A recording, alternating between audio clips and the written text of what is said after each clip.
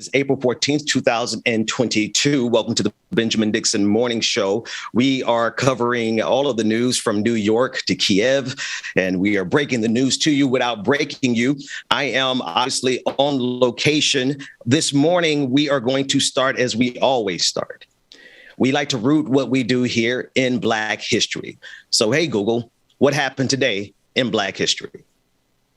On April 14, 1938, educator Gloria Dean Scott was born. Scott became the first Black professor at the predominantly white University of Indiana. She joined the Girl Scouts with the goal of combating institutional racism, successfully raising participation by minority girls from 10% to today's 25 to 30%. She was the first Black president of the Girl Scout, and went on to become president of the prestigious and historically Black Bennett College. Adapted from Black Heritage Day calendar by author, lecturer and civil rights activist Dr. Karl Mack. Now, Dr. Mack is not with us this morning just yet, but we do want to pause and always consider Black history. You can go to blackheritagedays.com to get a copy of the calendar. Dr. Mack is working on several calendars, including a Black women's calendar, 366 days of Black women history, and now Black sports histories. There's so much. I will never forget a trip I took. I talk about it all the time, but I took a trip to Costa Rica, and there was an individual there who insisted that there was no such thing as Black culture. It was a Black person who insisted that there was no such thing as African-American culture, to be specific. Well, Dr. Mack has proven that with 6 different calendars, and there's still so much more history that we won't ever be able to capture simply because of all the things African-Americans have gone through in this country. But I digress. Let me go now to New York City with the update. The suspect is now in custody. Frank James, the man who allegedly committed the shooting, has now been apprehended. Now, there are a lot of twists and turns in this story, including reports that Frank James reported himself. That is a report I saw on CNN this morning. So it is a lot that's happening. However, the New York mayor is taking full credit for this, of course, notwithstanding the fact that the individual who actually called in the final report was not even an NYPD officer. I want us to take a listen to Zach Tahan. He's a 21-year-old man from Syria, as he recounts how he called the police in an effort to catch the Brooklyn subway shooting suspect in East Village. Let's take a listen in. I was working in the store, okay? I was working in the store. I do security cameras. What store were you working at? Over there, and I see him he walk in the sidewalk. I watch him the camera from the screen, and I thought, oh my God, this is the guy. He was half back and his back. He put it in the floor like this, and I see the people walking next to him. I thought, guys, be careful. Keep far from him. Maybe he's gonna do something. Like, keep space. People think I am crazy. Like, maybe think people I am in drug, but I'm not. I'm fasting. Like, I was working in the store, and I see him there, this guy. And I told, you know what? Guys, be careful. Guys, people just eating. Everybody have his headphone. Everybody watching music. Nobody care about anybody. But we have to care about this thing. Thank you, police. Thank you for everybody. Thank you, guys. I appreciate that. Hey, Zach, how long did all of that you just described take? Like, it was not 5 minutes, 10 minutes, that's all. And when I see him, Haman, I was gonna do something for the people. I say, you know what? We need to catch this guy. And you were totally sure it was him? What? When you saw it, you knew immediately it was definitely him? Like, I was see him. I want to make sure that this guy for real. I run like this, like a gun. I go around like this. I see him. Oh, I looked everything. Yo, this is the guy. We need to catch him. We don't wanna leave him like this. We need to catch him. And that's all. And I was working and I catched him. God, thank God. And when I see the bag and he was walking on the street, I told the people, I see the car police come from the street. Told the police, yo, this is the guy. And we catch him. Thank God. Absolutely. I'm glad we had a chance to listen to that entire clip, because that is not what's going to be played on a lot of the mainstream networks. What you're going to get on the mainstream networks is most certainly Mayor Eric Adams. Mayor Eric Adams, a former police officer himself, taking this as a moment to... Let's play the clip. my fellow New Yorkers, we got him. We got him. I cannot thank the men and women of the New York City Police Department enough, as well as our federal agents, our state police, our first responders, from the 9/11 operators to the various men and women from our medical professions.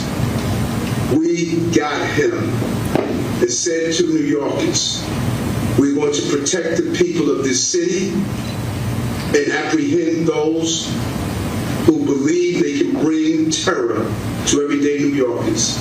And I want to thank everyday New Yorkers who called in tips, who responded, who helped those passengers who were injured. 33 shots, but less than 30 hours later, we're able to say, we got him. Thank you, Commissioner, for your leadership and job well done.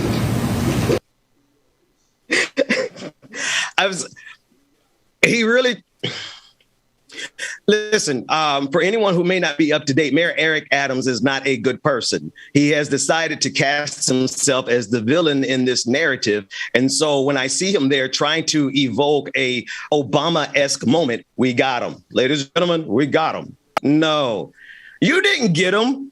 Zach from the East Village got him.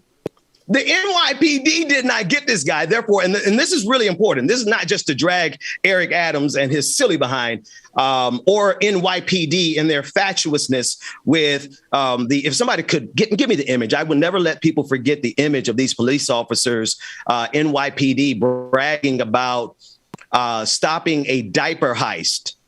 I lie not to you. They bragged, the NYPD with their $10 billion a year budget, right? Whatever the accurate number is, they bragged about a diaper heist. Now, what usually occurs in these moments is that somebody is killed and all of a sudden there is a complete and total silence. There it is. After receiving numerous larceny complaints in the Bronx, officers from the NYPD 44th Precinct recently arrested 12 individuals following an enforcement initiative targeting shoplifters. And on the screen, they have diapers, baby wipes, formula, some what is that? Some bounce, household items.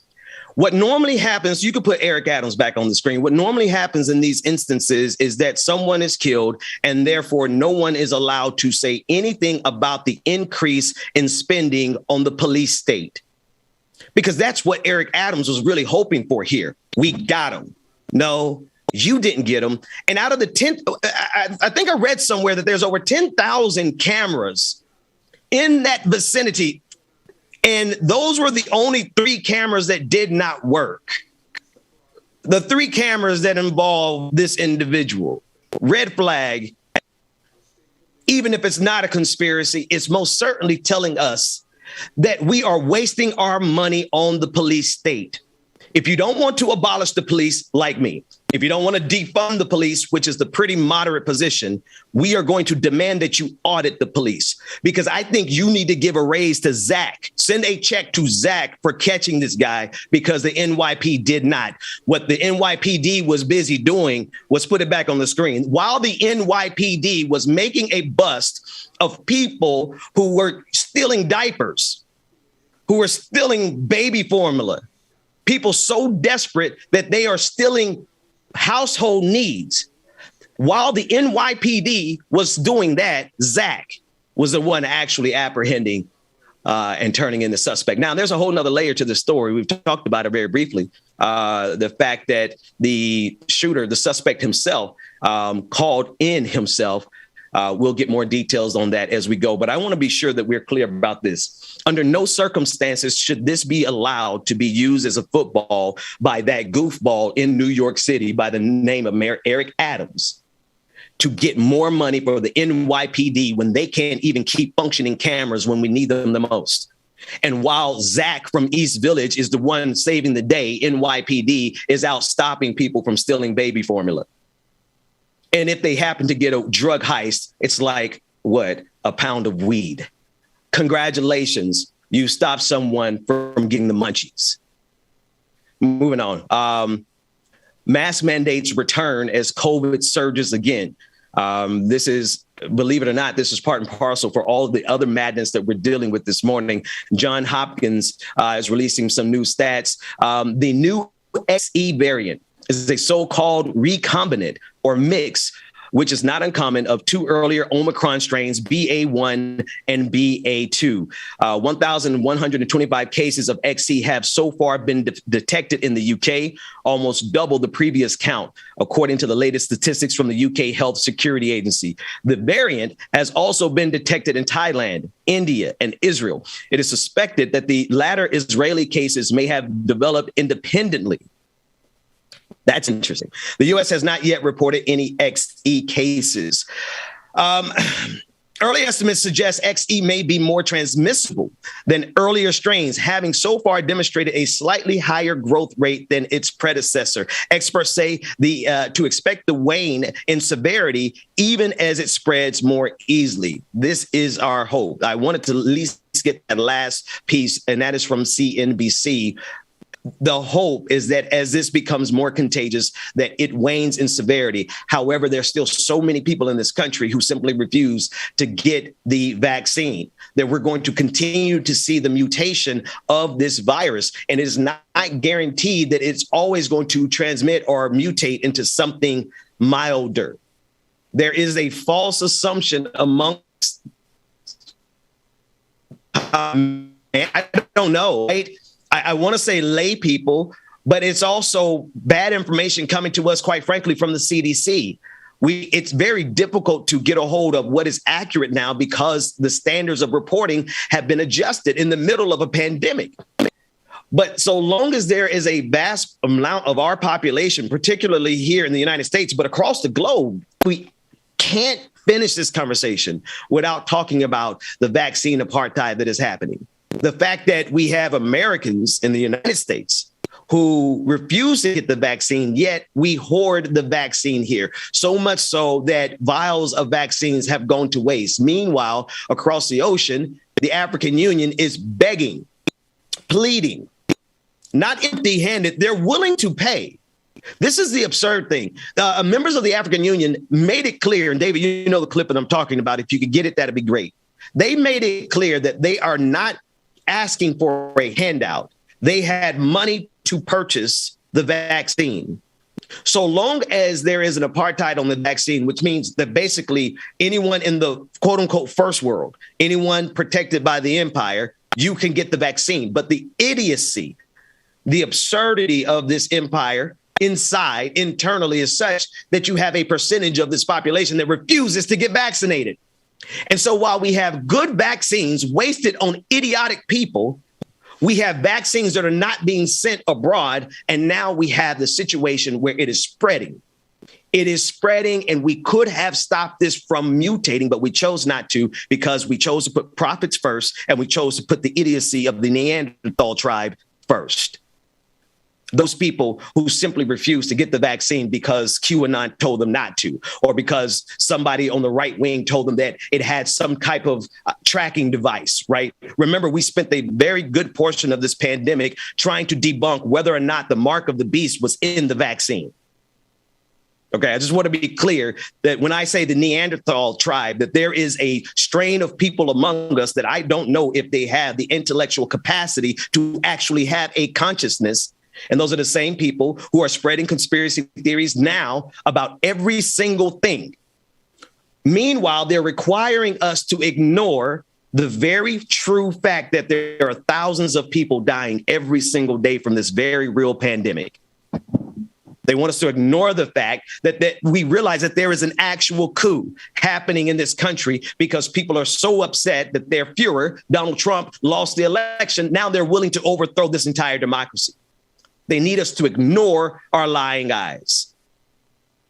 Meanwhile, the absurdity is to a point where now we are dealing with, I don't know, we'll be dealing with the Omega variant soon enough. I don't know if we do keep down this track where we simply refuse to give or provide the vaccine to other nations that are desperately waiting to purchase those vaccines, well, then we're going to continue down this path until we have the unfortunate circumstance where we have a variant. I don't even want to say it, but obviously we're playing around with this until we get a variant that is extremely contagious and extremely deadly and extremely resistant to all the vaccines. Is that not where we're headed? I mean, let's just, am I fear mongering? If I am, DJ Exclusive can play some music and we'll get ready to go to break. But let's just be real. We're bringing back the mask mandates. Can I ask why we ever dropped them in the first place? Because there's a level of cowardice in this country. No one wants to take it on the chin and do what is politically inexpedient, but very expedient for civilization. I mean, we're really talking about playing around with our ability to collectively organize as a civilization and avoid disaster. The movie Don't Look Up has nothing on our reality. The reality of it is that we're ignoring climate disaster, not because we don't have the science, but because we don't have the political will to look at the most powerful people in the world and tell them to kiss our asses as we protect the planet because we have children. If we don't get that political wherewithal and that political fortitude, I had another word that I wanted to put there. DJ Exclusive, somebody take me to the break. When we come back, we're going to be on the clock. We have a lot more stories to cover. We have a lot more issues to discuss. We'll be back with more of the Benjamin Dixon Morning Show after this break.